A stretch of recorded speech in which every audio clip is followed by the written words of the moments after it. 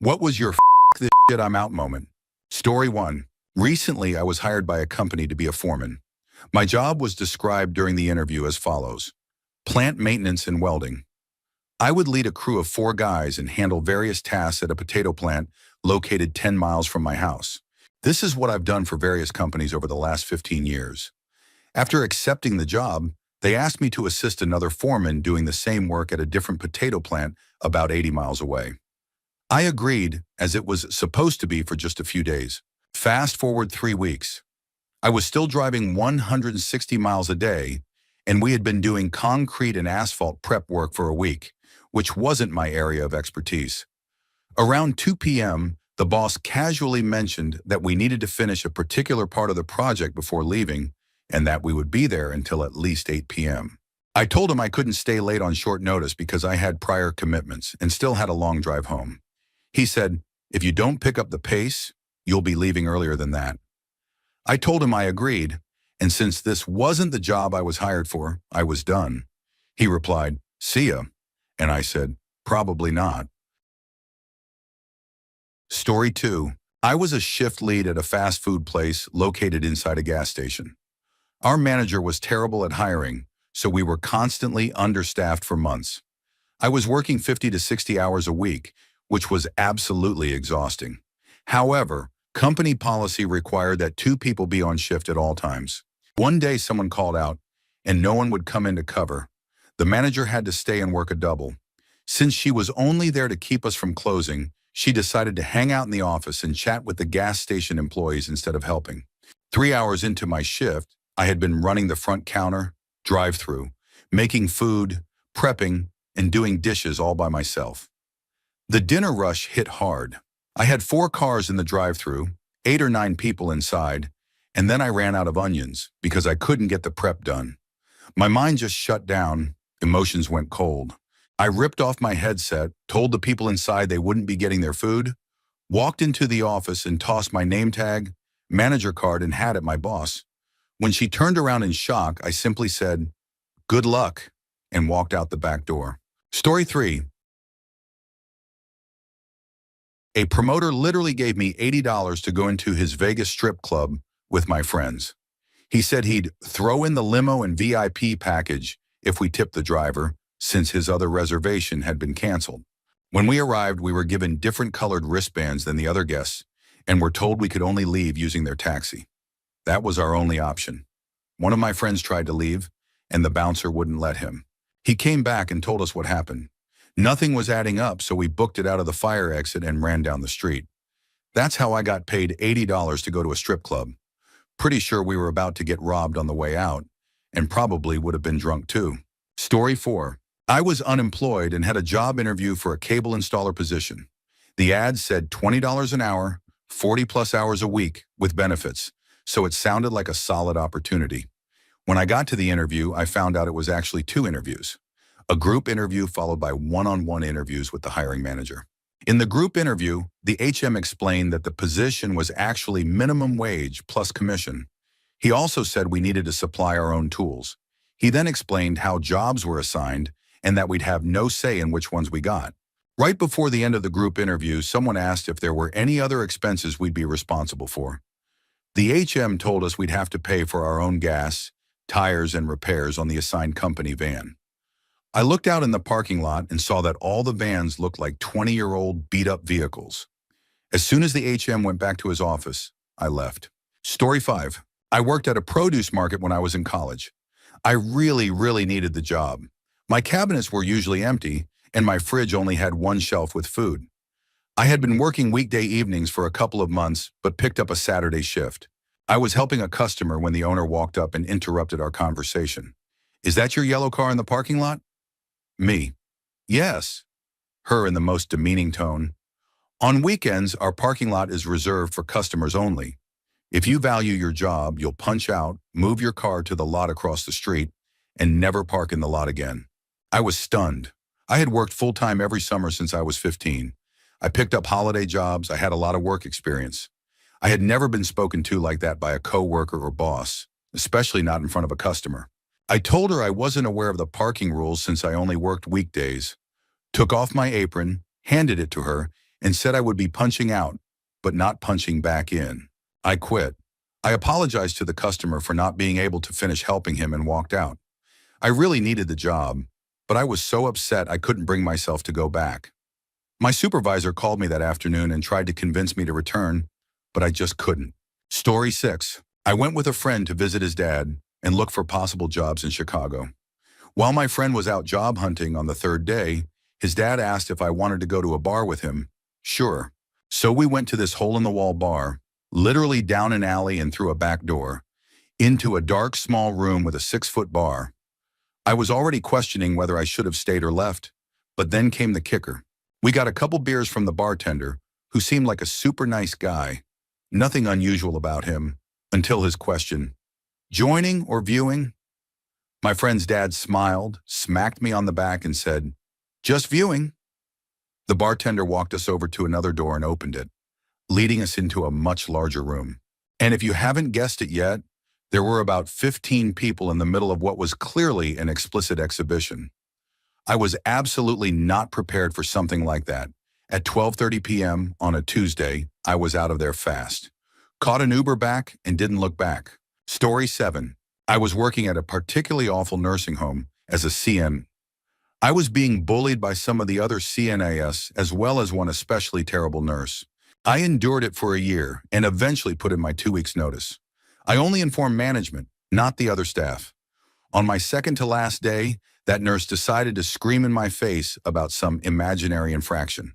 About an hour later, I found out that the company, which had bought the facility earlier in the year, had decided that anyone who had been working there for less than a year on the sale date would not get any vacation days. I'd also only be getting half of my sick days paid out when I quit. That amounted to just 2.5 days of pay, and if I didn't finish my 2 weeks, I'd forfeit even that. I realized 2.5 days of pay wasn't worth enduring any more of that toxic environment, so I told the director of nursing at the end of that day that I wasn't coming back. She tried to convince me to reconsider, but it didn't work. Story 8.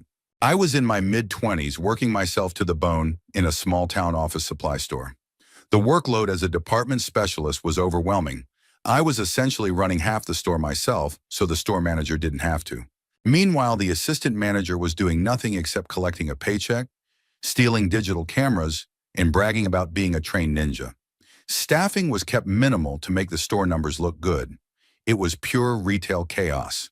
To make matters worse, the store manager was an arrogant, incompetent man with serious health issues who had been quietly moved to our store just to get him out of the way. Twice. He'd already been removed before due to multiple complaints, including some regarding inappropriate behavior. I honestly don't know how he kept his job. One day he approached me and said, "Customers love you. You're great at your job. But as soon as you're not helping a customer, your whole attitude changes. You don't speak to me with respect or enthusiasm. You look like you don't want to be here. I mean, look at me. If you just had a better attitude, you could be me in a couple of years." So I thought about it. That night, I applied to go back to school. I quit the next day. Story 9. I recently quit my job as a call center worker after 4 years. For context, I worked in customer service for a popular UK retailer. During the lockdown, when all stores were closed, we experienced a massive increase in online sales, which meant call volumes also skyrocketed. I worked hard to ensure customers were happy with their purchases and resolved every issue I could. One day we received an email from our CEO saying that despite record-high online sales, we wouldn't be getting bonuses due to the overall business being affected by the pandemic. I had only ever received one bonus in 4 years, so I wasn't shocked, but I was furious. We didn't get a raise, additional holidays, a thank you card, nothing. Then just a few days later, we found out through the mainstream news that top executives at the company had received raises. That was the final straw. A few co-workers and I decided we'd had enough. We handed in our badges at reception and walked out. I found a new job a week later and felt so much better. It was the first time I ever walked out of a job in anger, and I have no regrets. So story 10. I worked as a host at a BBQ restaurant for 2 years and 2 months. It was my first job, so I was always afraid to call out. In all that time, I never once called in sick. I was late occasionally, but our team was good about trading shifts. We'd message each other things like, "Hey, if you work for me Saturday, I'll take your Tuesday." It made it easy to avoid calling off. I've never had that flexibility at any job since. One Friday night, a friend of mine hosted a party after work and invited almost everyone we worked with. I wasn't scheduled that night, and I didn't want to go because I wasn't feeling well, and we just adopted a kitten the day before. But my friend insisted, saying, "Just stay for like an hour. You don't even have to drink." So my boyfriend and I went. Unfortunately, the party spiraled into what we now call the party from hell. Long story short, someone stole my boyfriend's car keys. We were stuck spending the night until his mom could bring us a spare key in the morning. I really didn't want to stay overnight since I had to open the next day. His mom finally showed up, we went home, and later that day, a friend from the party called to say she found her keys in her boyfriend's pocket. He'd taken them to keep her from leaving. Wild situation. After all that and still being sick, I decided to call off work. I thought, I've never done this before. They'll understand. I left a voicemail since the restaurant was still closed at that hour. I woke up to a bunch of missed calls and texts. Apparently, management was furious. I called in, and my friend, yes, the one whose boyfriend stole the keys, answered. She said the bosses were saying I'd better come in, or else.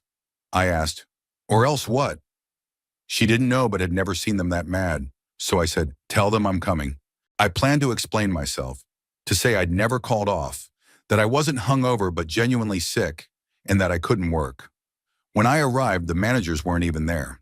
The assistant manager was in charge. Word about the party had gotten around, and people assumed I skipped work because I was hungover.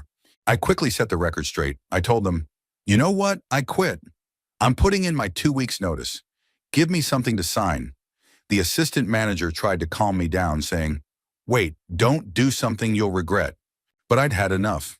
I told her, this is why people are afraid to call off. People work while sick through funerals because management doesn't care. That's not healthy, and I'm too young to ruin my life like that.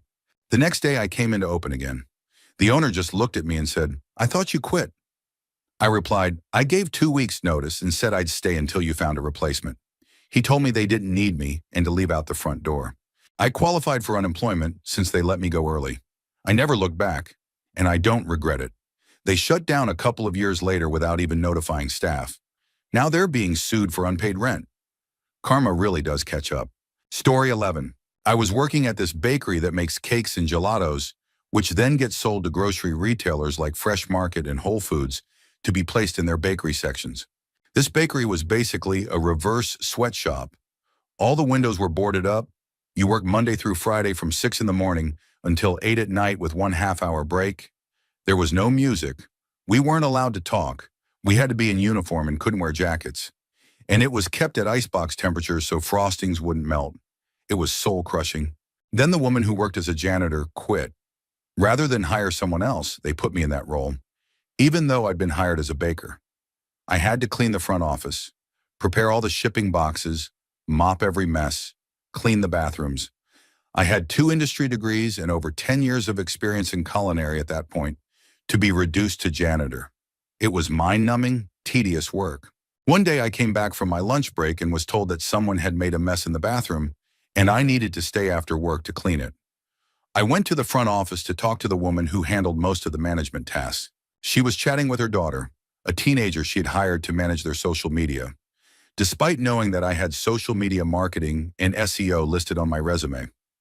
I waited for about 20 minutes, just standing there trying to talk to her about this.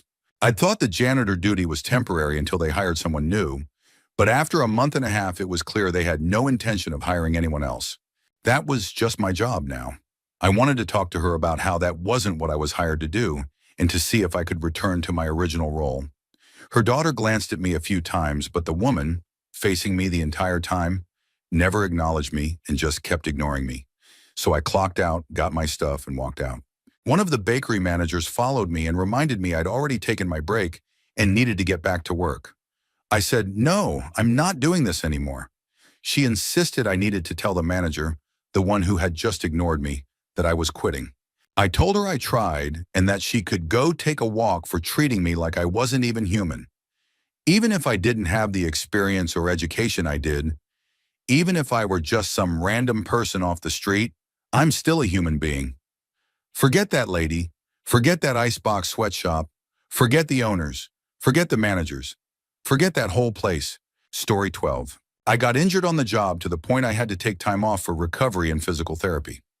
I came in one day just in time to hear my HR representative call my physical therapist to inform them that my insurance had been canceled. To their credit, my physical therapist put the phone on speaker so I could hear everything. I'd been with the organization for 16 years. I had pulled numerous all-nighters, missed out on family events, holidays, and vacation time, and put up with endless mistreatment from my boss and her clique. The grown-up version of the mean girls, basically. According to them, I was often the most incompetent, lazy, terrible person on the team. I put up with it for way too long because I loved the clients I worked with and believed in the mission of our organization. But that day was my I'm done moment. I cursed out HR over the phone and never set foot in the place again. I didn't even go back to collect my last paycheck, which was a measly $10 earned from the one day I came back part-time, only to get berated for not writing someone else's press release the way they wanted. No regrets, except that I didn't leave sooner. It's just not worth giving 200% when all you get in return is backstabbing and constant criticism that makes you cry every night and dread every morning. Story 13. I worked at a brewery. There was some miscommunication about sugar going into a beer that I was going to brew later that night. When I handed off the batch to the next brewer, that miscommunication continued. The right amount of sugar ended up going in, just at the wrong time. The next day, we realized the starting gravity of the wort was way off. My manager threw me under the bus to his boss and threatened my job. I accepted responsibility. It was my mistake after all.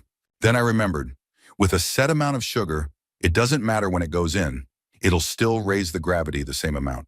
So I started reviewing previous brews. Turns out my manager had handed me a totally incorrect recipe.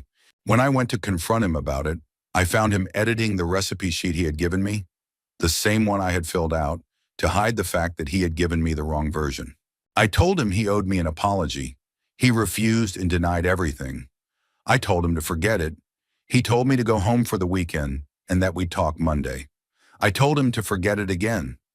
I was let go over the phone the next day since I was still under a probationary period. I wasn't going to come back anyway. Story 14. I worked for someone who hired her lazy brother-in-law as part of my team. I had to do all the work on my own, but not only did he take credit for it, he also threw me under the bus. The boss wanted to upgrade the antiquated system we were using, but the brother-in-law insisted there was nothing wrong with it and blamed me for not knowing how to use it properly, even though I was the one who made it function in the first place. The boss took his word for it and told me I should learn how to do it properly under his guidance. So I said, forget it, and I turned in my resignation letter the next day. I offered to help train whoever they hired to replace me. The boss said, no need. He can handle it. Okay then.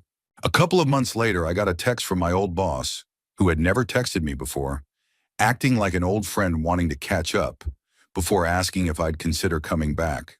Story 15. I worked in a bookstore and was about to receive a monthly hour contract instead of just a call-up contract. Everything seemed fine.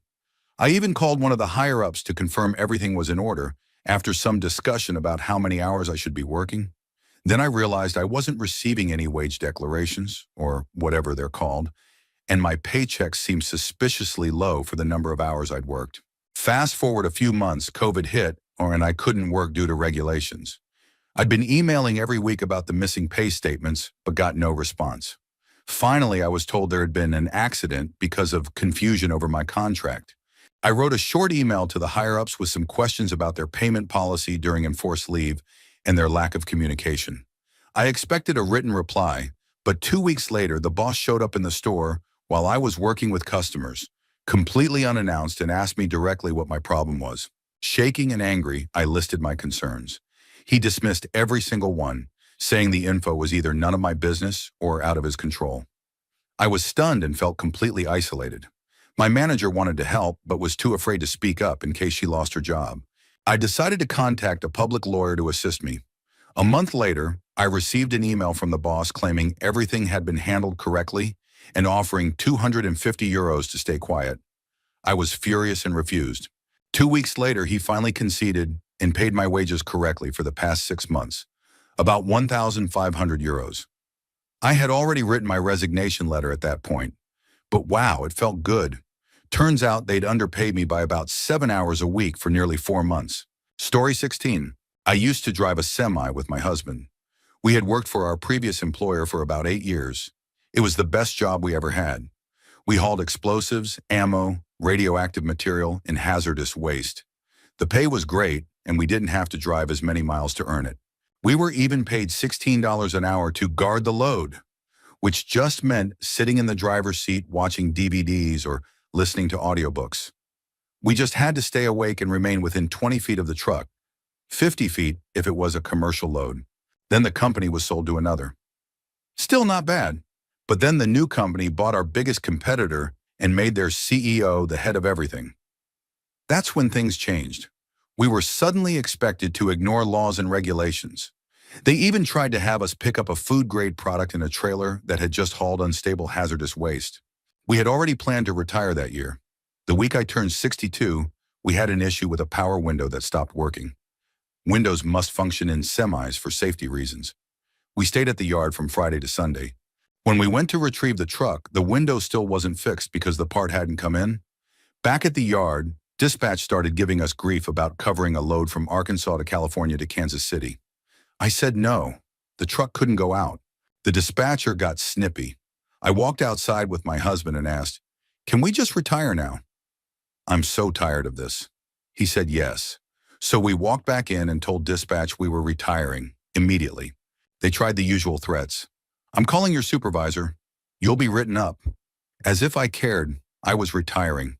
Things had gotten so bad under the new CEO, and I wasn't about to get arrested or stuck with a massive fine just to follow orders I knew were wrong. Story 17. I had been friends with this girl for years, and over time my entire life began to revolve around her.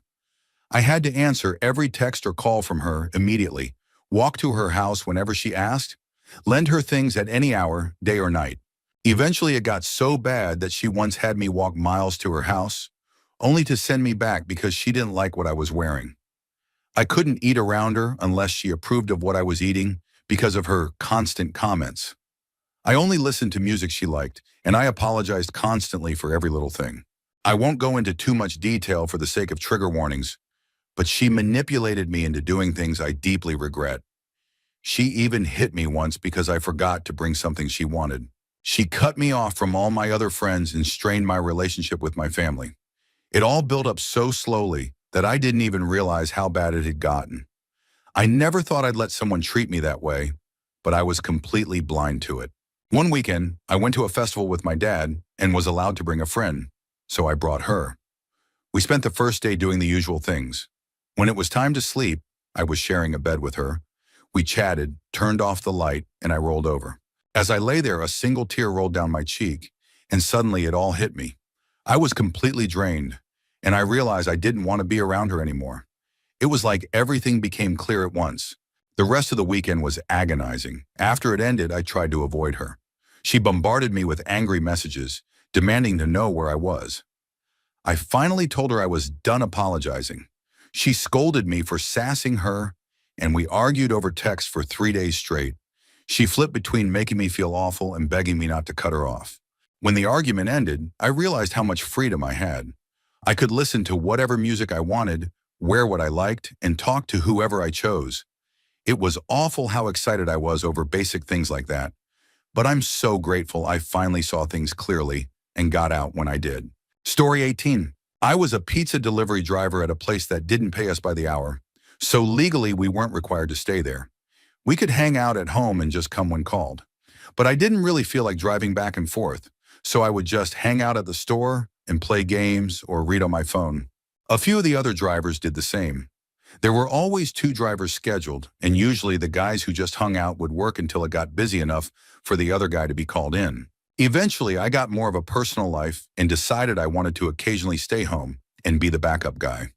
But, big surprise, those guys had trouble playing fair. One in particular either didn't understand the concept or, more likely, was just a huge jerk who thought I was dumb enough to be manipulated into doing his job for him. When I explained that I wanted to trade roles, he smirked and said, "But I'm doing you a favor by letting you have most of the deliveries. You should be thanking me. So I started doing what the other backup guys did. I just didn't show up at the start of the shift, but called in and asked them to call the other guy first. Because they had taken me for granted, I was threatened with a write-up by the owner. That idea got dropped real fast after I made the managers leave a note on his desk every single shift when those guys didn't show up, just like he expected me to. Then the guy lost his temper and started yelling at me behind the store, accusing me of being lazy and all kinds of things that hilariously described his own behavior. Around the same time, the owner sold the place to a completely clueless new guy who wanted to change everything. One of his ideas being to pay drivers less while expecting more work.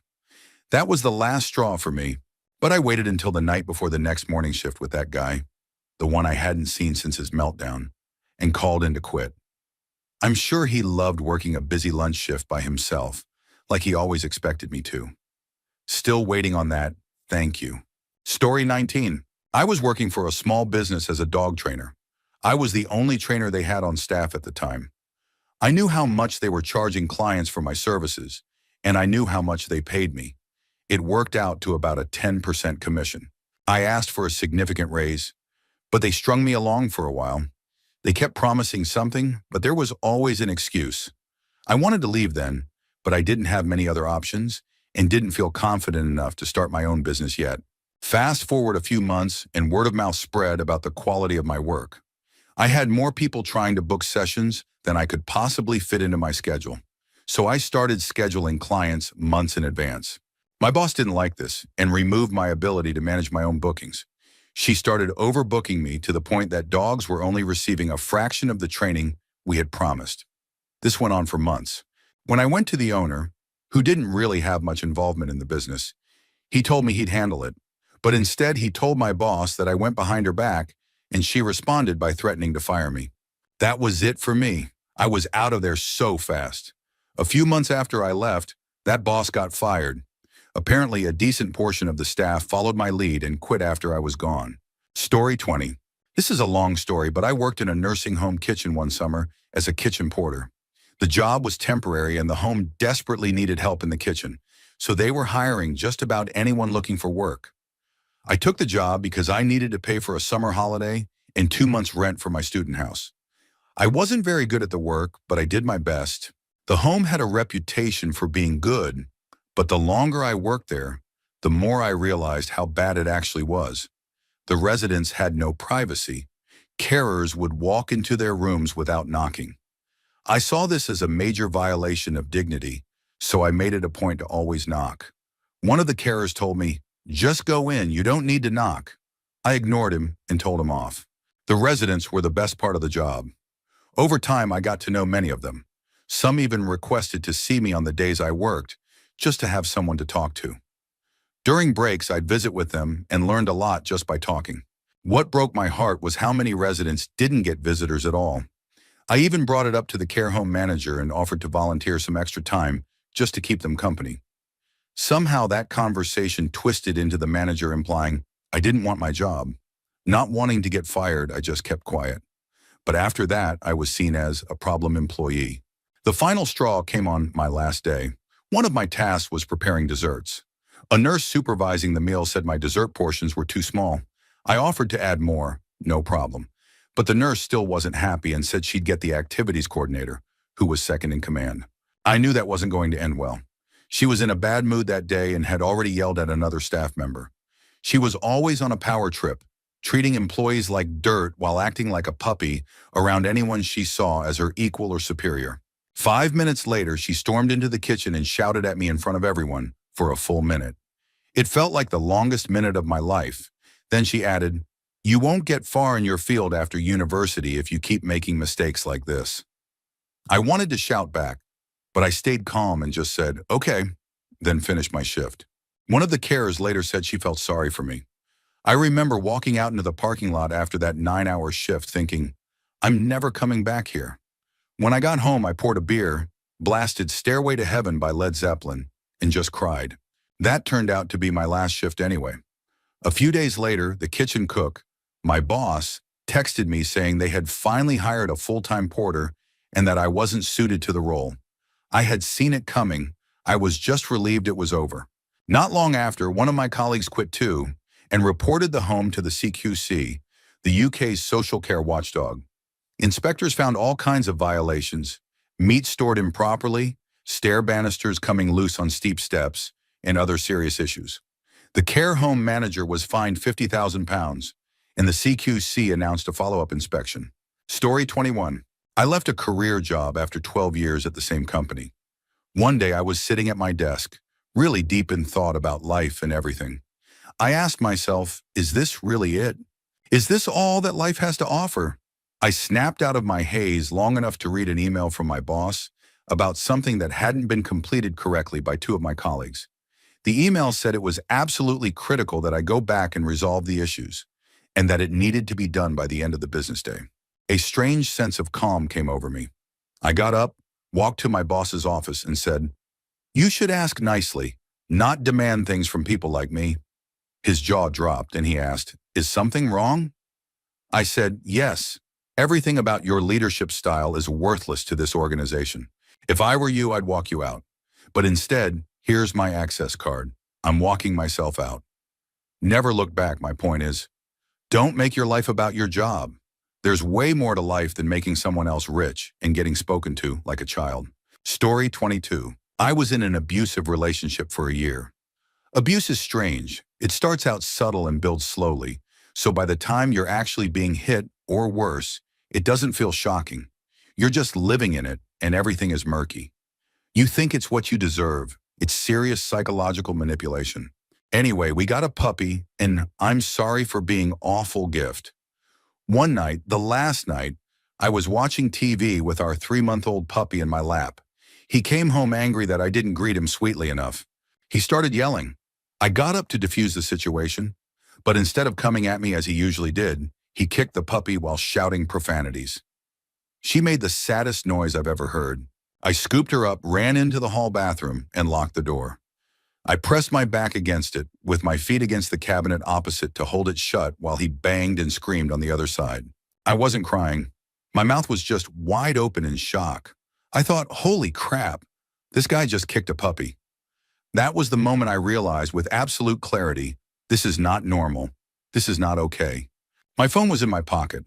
I pulled it out and booked a one-way flight to my parents that left that evening. I waited until he got bored and left, probably to a bar. Once I heard the door shut, I ordered an Uber, threw what I could in a bag, put the pup in her crate, and left. Never looked back. It's been 3 years. The pup and I are happy now. We live in a peaceful apartment in a new state with my girlfriend. No one gets hurt. No one does any hurting. It's a lovely life. And the pup? She's a sweetheart. The abuse didn't leave lasting damage. Everyone can heal with love and patience. She's my little lifesaver. Well, she's 100 pounds now, but she'll always be my munchkin. Story 23. I was around 14 and had just gotten my first phone. My siblings and I had gone to a restaurant and we came back home around midnight. While trying to unlock the front door, we heard screaming from inside the house. We rushed in and found my aunt beating my 8-year-old cousin while my other cousins were crying and trying to stop her. My aunt is a strong woman, so it was hard to pull her off. Eventually, I grabbed a metal bat from the backyard and hit her on the back of the head, knocking her out. My siblings just stared at me. I called my dad to pick me up and took my 8-year-old cousin with me. I figured the other cousins would call 911 and their dad. I guess not, since the next day I was allowed to come back and pack up some of my cousins and my own things. We stayed with my dad for about 2 months. Turns out my aunt was furious because the kid had gotten nail polish on her new shoes. Story 24. I worked in insurance for about 6 months, handling short-term and long-term disability as well as FMLA. I tried to tough it out because it was an internship paying for my schooling, and I planned to move on afterward. But disability and FMLA are emotionally heavy. These are people going through the worst moments of their lives, whether it's their own illness or a loved one's. The systems were outdated. We still relied on fax machines. Getting claims approved and people their money felt like pulling teeth. The company rolled out an online system for some things, but the people calling were usually older or dealing with problems too complex to handle online. Then came Monday after Thanksgiving. After a 4-day weekend, the calls were mostly from desperate people who had been waiting days for answers. Within the first hour, I knew I couldn't do it anymore. I took a call from someone who had waited weeks for payment. I had to tell him, "Sir, we don't have the documentation. Your claim is denied." That was it for me.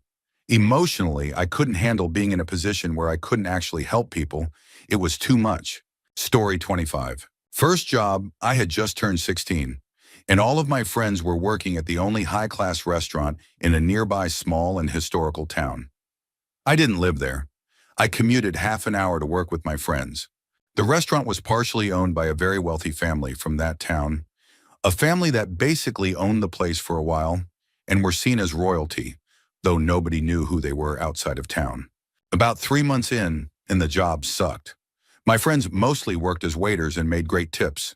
A few were working their way up as cooks and loved being creative. I was the youngest with no job experience, and I was stuck as the dishwasher. I made no money, worked long hours, and didn't even see my friends because they were too busy making money and having fun in other parts of the restaurant. I was mostly closing shifts, which made it worse since my friends worked mornings and I couldn't hang out after work. So I was already thinking about quitting. It was Christmas Eve and I was missing a big family gathering. But it was fine. The restaurant was closing early at 8 p.m. and my aunts and uncles would still be up late playing poker and having fun. I figured I'd be home by 9 and still get to enjoy the night. As 8 rolled around, I realized I was going to be late. There was a ton of dishwork left, and then it happened. The royal family walked in, at 8, demanding to be served. I told my boss I'd clean what was already there, but I wasn't staying late. These people had pulled this before, staying for hours and ordering tons of food and drinks. I'd make extra money, but I wouldn't leave until midnight. My boss said no. I had to stay until closing. I just walked out. Didn't say a word to anyone. My bosses called me repeatedly, threatening everything from holding my final check, sucked, but whatever, to making sure I'd never be hired again in that town. I didn't live there, to firing my friends if I didn't return. That was the only thing that gave me pause, but my friends made up too much of the crew to actually be fired all at once. I went home and had a great evening with my family, even made a little cash playing poker. My friends all left the place not long after, but not because of some big stand. They just got tired of working hard for jerks. Story 26. I worked for a friend who owned his own company. The service was very niche and I was never trained.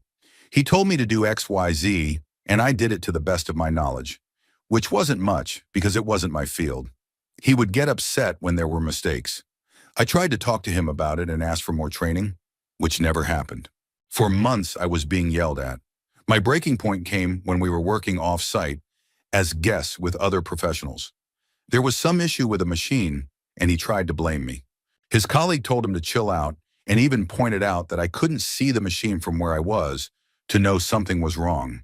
It turned out the machine was working, just not at the rate he wanted. He still said some nasty stuff in front of everyone. I couldn't even get a word in. I left soon after that. Now I only speak to him through my husband. He's struggling to find someone new to replace me, and I wonder why. Story 27. I went on a 4-hour road trip with a friend who was kind enough to drive me. The plan was to go to a concert with a girl I was into and then stay in a hotel together. It was a cold Friday in November, and we got into the city around the time everyone was getting off work. We got stuck in rush hour. I texted her updates about the traffic. The concert was still 4 hours away, so I thought we had time. Then she started calling and asking where I was. I explained the situation again and told her we were on our way. She freaked out, calling me an idiot and an asshole for not being there at the agreed time. My friend, who was getting road rage due to her stress and the traffic, tried to explain too. She hung up on him. An hour later, we arrived at the nearest parking lot. My friend gave me quick directions, telling me to look for a big yellow sign and hurry because she was angry. I started walking and used Google Maps to make sure I was going the right way. She called again and asked where I was. I told her I was looking for the yellow sign. 10 minutes passed and I was lost. I had her yelling and crying in my ear while I was trying to find the sign. My friend spotted me and ran up yelling, "Why are you here? It's the other way." Then he realized, I'm colorblind. He corrected his directions and walked me there. She was still screaming at me over the phone. My friend, now frustrated, said a little too loudly, "Tell her to shut up." She hung up. We got to the venue. The concert was 2 hours from starting. She was crying and furious because we missed the door opening by 10 minutes. There were only 5 other people in line. I tried to explain and apologize, saying at least we were here early now. That's when it all came out. She unleashed all her anger, yelling at me in front of everyone. She even hit me. Nobody said anything. Then she started calling her family and friends, telling them I had ruined everything. We got inside and stood front row. I apologized again, telling her I'd make it up to her. She ignored me. Then a random guy walked up and started talking to her. Turns out she had a thing going with him behind my back. As he was about to introduce himself to me, I turned and walked away. I called my friend who met up with me, and we drove home. 2 years later, I still don't know what sign I was supposed to look for. Story 28. A couple of years ago, some buddies and I traveled to Canada for a week-long backpacking trip around Banff. To start things off, my backpack was lost by United and delayed by 24 hours. We had a very tight schedule and were supposed to hit the trail the morning after arrival, but instead, we started out at 8 p.m. This was grizzly territory, so hiking at night through forest was not exactly the best way to start the trip. We finished a whole day hike, uphill in 5 hours, and set up camp at 2 a.m. This was late August, and a storm was forecasted to come in overnight. Great timing. Rain started in the early morning. As we were packing up camp, the rain quickly turned to sleet and then snow. That's when my buddy realized he forgot to pack his waterproof clothes. We got him some water-resistant clothes from our extras and decided to push on. We had a mountain pass to go over on the second day, and as we were climbing, the snow was getting heavier. When we got to the tree line, we decided to stop and grab a break under what little cover we could find from the wind and snow. Before we could get the packs back on, lightning struck very close, but we couldn't see it through the weather. Before we could even talk about it, lightning struck a pile of rocks not 300 feet from where we were standing. That's when we said, "Forget it, absolutely forget it." From that point on, the remainder of our hike became a run back to the car before snow could cover the trail, which meandered through several meadows. Our trek ended in less than 24 hours after it started, and it felt like every sign was screaming at us to turn back. It turned out to be the right call, because the storm became a 2-day blizzard and dumped over 2 feet of snow at lower altitudes. I don't even want to think about what it would have been like up there. Mountain weather can be wild. Story 29. I dated a girl whose dad bought her a BMW M3, and she had no clue how to drive it.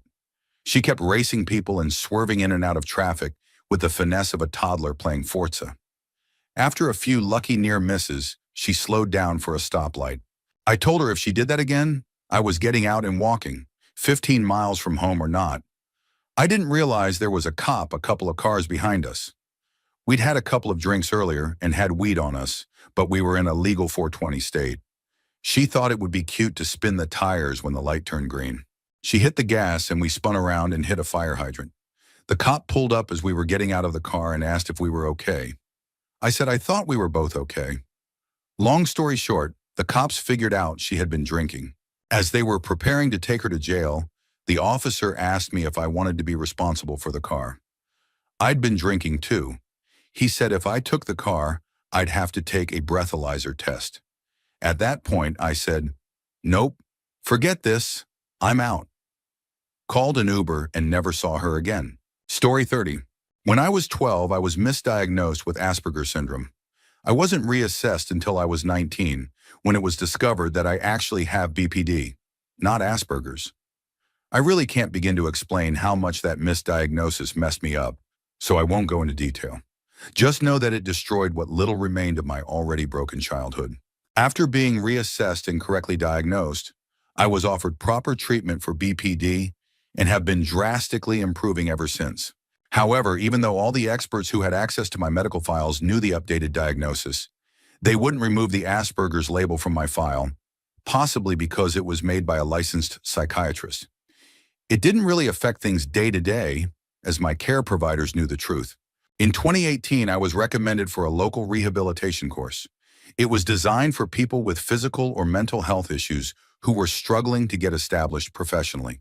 I was planning to study cosmetology at a local community college, but my mental health team thought the course would be a good stepping stone, and honestly, they were probably right. I just started proper BPD treatment and was still emotionally fragile. To be considered for the course, you had to provide documentation confirming your conditions. My GP printed and signed a list of my diagnoses, but unfortunately, The outdated Asperger's diagnosis was still on it. That turned into a serious problem. At my second interview with the course director and company head, the topic came up. I explained the whole situation, that I had been misdiagnosed and the correct current diagnosis was BPD. I even offered to provide my psychiatrist's contact information. The company head said he believed me and would treat me accordingly. I do think he was being sincere, but I barely saw him. The course director, on the other hand, didn't believe me, and I had to spend 7 hours a day, 5 days a week, under her direction. There are plenty of reasons I couldn't stand that woman, but what finally made me quit was her insistence that I did have Asperger's. At first, she was subtle. If I rubbed my temples or jiggled my leg, she'd ask if I wanted to dim the lights or take a time out. Later, she wasn't subtle at all. She gave me fun communication options like leaving a post-it under my desk or knocking on the table a certain number of times instead of speaking. She even started talking to me in a soft, condescending tone like I was fragile. I asked her why she kept doing that, and she told me she'd done some research on people with Asperger's and wanted to help me feel more comfortable. I told her, again, that I didn't have Asperger's and could communicate perfectly well. I had to repeat this multiple times. But what really sealed it for me was when she scheduled a meeting for me with an organization that helps people with Asperger's find jobs, without my consent or knowledge. I got a text saying I had a meeting the next day with another employee of the course company. When I arrived and found out it was actually a representative from the Asperger support group, I was furious. I tried to politely explain to the rep that I was misdiagnosed, but she interrupted with, "You shouldn't be ashamed of having Asperger's. Lots of people have it and thrive with the right support." I apologized, grabbed my bag, and walked out. I never went back. Since starting my hairdressing course, everything's been better. I'm treated as an equal. And just to clarify, I don't mean to insult or offend anyone with Asperger's. I wouldn't be ashamed if I did have it, just as I'm not ashamed to have BPD.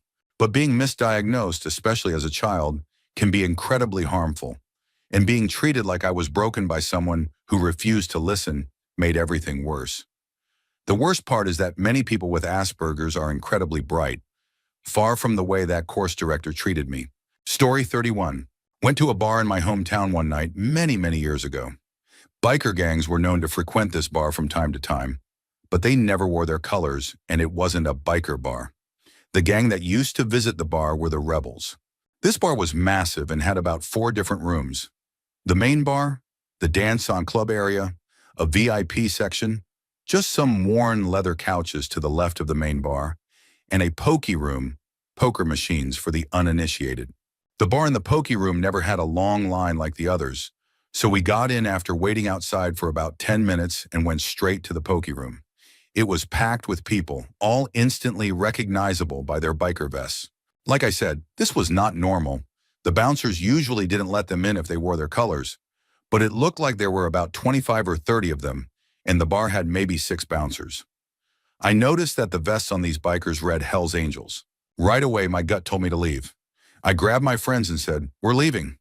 We ended up going to another pub and later found out there had been a massive brawl at the first place that spilled out into the street. Riot police had to be dispatched and everything. Turns out the Hell's Angels went there looking for a fight with the Rebels, and they definitely got one. I don't know who won, and I don't care. I'm just glad we weren't there. Story 32. I was working at a corporate salon. We had recently gotten a new manager, and she was an absolute nightmare. No one liked her, though we really tried. She'd been the manager for about 6 to 8 months when I finally said, "Forget this, I'm out." The final straw was this. One of my coworkers, F22, had just found out her mom had advanced stage cancer. She was planning her wedding, which should have been the happiest time of her life. But just 3 weeks after getting the diagnosis, her mom suddenly passed away. The funeral was on a Saturday, and we had just hit a sales goal that week, so we were allowed to wear any color we wanted to work, instead of the usual all-black dress code. My coworker told me her mom's favorite color was blue, and that everyone at the funeral would be wearing blue. I thought it would be a nice gesture to show support, so I texted our coworkers and coordinated for us all to wear blue that Saturday. I even bought blue flowers, bows, clips, necklaces, just in case someone didn't get the memo. I texted everyone in the salon, including the manager, I showed up Saturday and noticed the manager wasn't wearing blue. I assumed she forgot, so I offered her a bow. She said no and told me she needed to talk to me in the office. She then told me I crossed the line by coordinating the gesture and that I should have asked for her permission. I explained that it was a free dress day and I didn't need her approval to text my coworkers, especially since I'd known most of them for 4 to 5+ years. She claimed I did need her permission to communicate with the team. I walked away and started setting up for my client, fuming. It took every ounce of strength not to lose it on her. My coworkers and I still took selfies in blue and sent them to the girl who lost her mom. She said it made her day. That night I went home and said, I'm done. I went in the next day, packed up my stuff, and left. The manager just about lost it and tried to tell me that if I wanted to be paid for the week I already worked, I'd have to come back on Tuesday because I couldn't quit on a weekend. I told her that wasn't going to happen and that they'd better send me my check. Story 33. One summer, my father and I went on a pack trip into the Selway Bitterroot Wilderness area. He wanted to check out the high Finger Lakes between the Lochsa and Selway rivers. We went up Warm Springs Creek, off the Lochsa River, with a string of 2 horses and 3 mules. It was an incredible trip, full of stunning scenery and wild moments. We saw hot springs with naked hippies, wandered through a grove of ancient cedars, caught pan-sized trout every morning and evening for meals, and passed a spectacular waterfall. And then, 3 days into the trip, we were deep in the old-growth forest and pretty high in elevation. We reached a section of the trail where 250-foot trees had fallen. Even on horseback, we couldn't see over them. They were massive. We had to go around each one, only to find another blocking the trail just beyond. It probably doubled our travel distance. Eventually, we came into a huge alpine meadow, maybe a mile across. A creek ran through it, and we could see the trail continuing on the far side. We'd crossed the creek many times before, usually at wide, shallow, calm points. But this spot was narrow, rocky, and filled with rushing, foamy water. There was a small tree, maybe 6 inches thick, stuck on the opposite bank. My dad asked me to hold all the mules while he rode his horse into the creek to inspect the log. He stood on a rock, reins looped over a branch, and started chopping with his axe. He managed to break the log free, but the branch his horse was tied to snapped back, spooked the horse, and it bucked, losing its footing and flipping into the creek. Dad slipped off the rock, lost the axe, and spent several tense minutes calming his horse and himself before climbing back out. It was a dangerous moment. It ended okay, but if either my dad or the horse had broken a leg, I'd have been left to get us back down the mountain. Days from anyone, let alone emergency help. We sat on a warm rock nearby and shared apples, cheese, Thuringer, and space food sticks. My dad turned to me and said, I think this is a good spot to turn around and go home. Pretty sure he meant, forget this, I'm out. Story 34. A while ago, I worked as a cannabis trimmer for a company whose entire focus was trimming outsourced cannabis. The managers were really mean and always in a bad mood. They were operating out of a small warehouse building with about 75 people working elbow to elbow. Space was tight. One day, we walked in and saw they had put a plastic divider down the center of the room. One side was for the machine trimmers, and we were all crammed onto the other side. Now we were basically on top of each other. Oh, if you wanted to move or go to the bathroom, other people had to get up just so you could get by. After receiving my basket to trim and sitting there for 15 minutes, I audibly said, forget this, and stood up. The manager on duty said, if you leave, don't come back. I told him to shove the job and walked out. Story 35. My girlfriend and I were walking our dog in the afternoon by the local river. There's a popular bike trail that goes by some picnic and BBQ areas, and it seemed like a perfect day for a walk. There were plenty of people around, so we felt safe. As we reached one of the BBQ pits, we noticed a small group hanging out nearby. They weren't the usual college crowd, more of a rough-looking group. Locals might call them river rats. Couldn't tell if they were homeless or just hanging out, but they seemed to be having a good time drinking and chatting, so we didn't think much of it. Still, plenty of people were walking by, so we kept going. About 20 feet past them, something in the bushes caught my eye. I looked over and saw a man crouching, partially hidden. He looked like he was part of the group, and he was staring at them intensely. What really drew my attention was the handgun he was casually holding between his legs. I instantly thought, forget this. I turned around and walked quickly back the way we came. I positioned myself between him and my girlfriend, and as soon as we passed the group, I asked her if she could run in flip-flops. When she said yes, we booked it to a safe distance. We called the cops, but I don't know what happened beyond hearing a police helicopter circling the area for a while. Later, I asked my girlfriend if she saw it too, or if I had overreacted. She confirmed she saw the gun, but it didn't register with her in the moment. I'm just glad I acted quickly and calmly to get us out of there. Story 36.